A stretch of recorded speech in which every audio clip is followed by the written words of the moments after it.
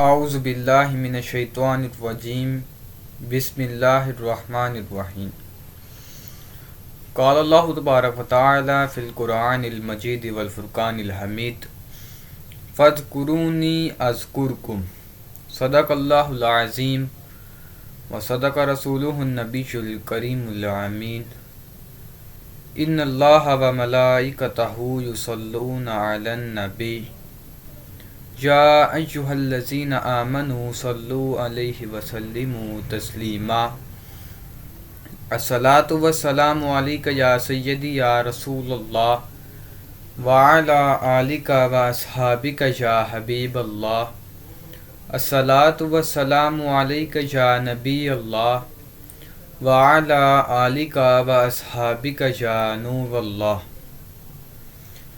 اللہ تعالیٰ نے قرآن مجید فرقان حمید میں ارشاد فرمایا فَاذْكُرُونِي أَذْكُرْكُمْ کہ تم میرا ذکر کرو میں تمہارا چرچا کروں گا۔ اللہ تعالیٰ نے اپنے بندوں کو حکم دیا کہ تم میرا ذکر کرو میں تمہارا چرچا کروں گا۔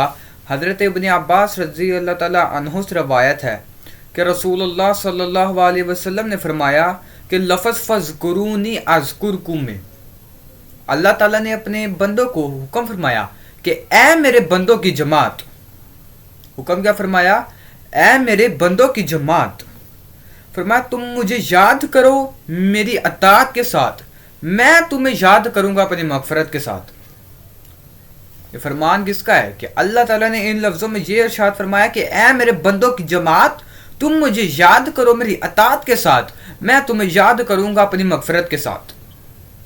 اب اللہ کی اطاعت کس میں ہے؟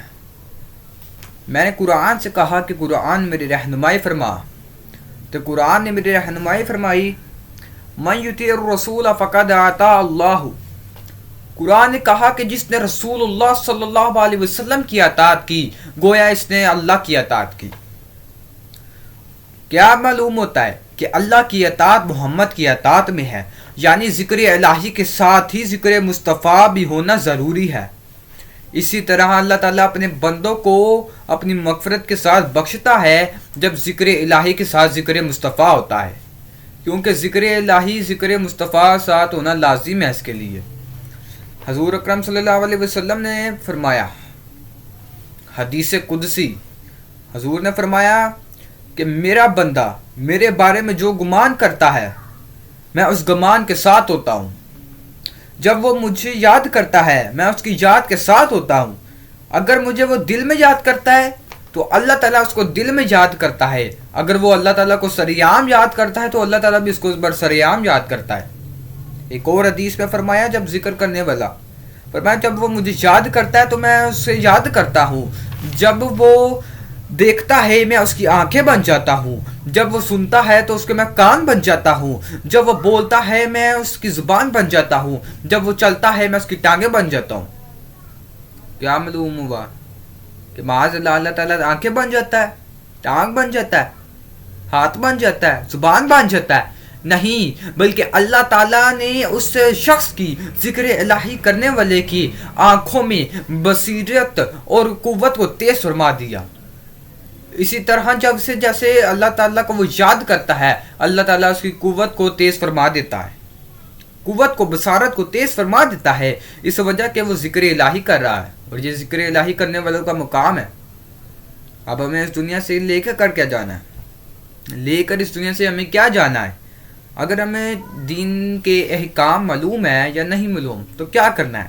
تو میں نے حدیث سے کہا کہ حدیث میری رہنمائی فرما، تو حدیث نے بتایا کہ ایک عربی شخص حضور صلی اللہ علیہ وآلہ وسلم کی بارگاہ میں آیا اور عرض کی یا رسول اللہ صلی اللہ علیہ وسلم آپ مجھے کوئی عمل بتا دیجئے۔ عرض کی کہ آپ مجھے کوئی عمل بتا دیجئے، تو حضور نے فرمایا کہ تیری زبان ذکر الہی سے تر رہے۔ ایک اور شخص آیا، کہا مجھے تو احکام دین معلوم ہوتے ہیں لیکن ان پر عمل کرنا مشکل ہے، مجھے صرف ایک احکام بتا دیجئے جن پر میں عمل کر سکوں۔ تو حضور نے فرمایا لا یزال رطابا من ذکر اللہ، کہ یعنی تیری زبان ذکر الہی سے تر رہے۔ اس سے معلوم کیا ہوتا ہے؟ اس سے معلوم یہ ہوتا ہے کہ اگر ہمیں دین کے احکام معلوم ہے یا تھوڑے معلوم ہے یا معلوم نہیں ہے، ایک عمل کرنا ہے وہ ذکر الہی ہے، عمل ذکر الہی ہی کرنا ہے. اور ہماری زندگی ہے اس میں آج کل ہمارے معاشرے میں یہ چل رہا ہے کہ لوگوں کے دل ذکر الہی سے محروم ہو چکے ہیں.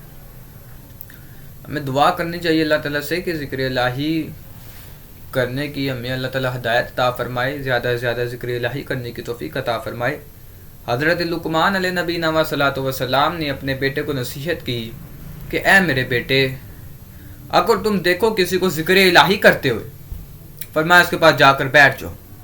فرمایا اگر تو تم عالم دین ہو تو تمہارا علم نفع دے گا، اور اگر تم جاہل ہو تو وہ تمہیں تعلیم دیں گے ذکر الہی کرنے والے.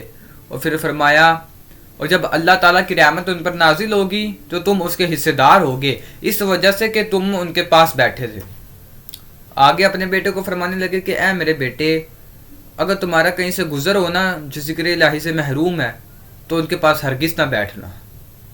بیٹے نے وجہ پوچھی تو کہنے لگے تو اگر تم جاہل ہو تو تمہاری جاہل اور گمراہی میں اضافہ ہوگا، اور اگر تم عالم دین ہو تو پھر بھی تمہارا علم ادھر نفع نہیں دے گا، اور جب ان پر اللہ تعالیٰ کا عذاب ہوگا تو تم بھی اس عذاب کے حقدار ہوگے کیونکہ تم ان کے ساتھ بیٹھا کرتے تھے.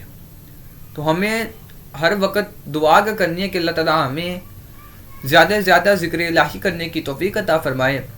کہ ایک حدیث مبارکہ میں حضرت عمر فاروق رضی اللہ تعالیٰ عنہ نے حضور سے پوچھا یا رسول اللہ صلی اللہ علیہ وسلم، ہمیں کون سا مال جمع کرنا چاہیے؟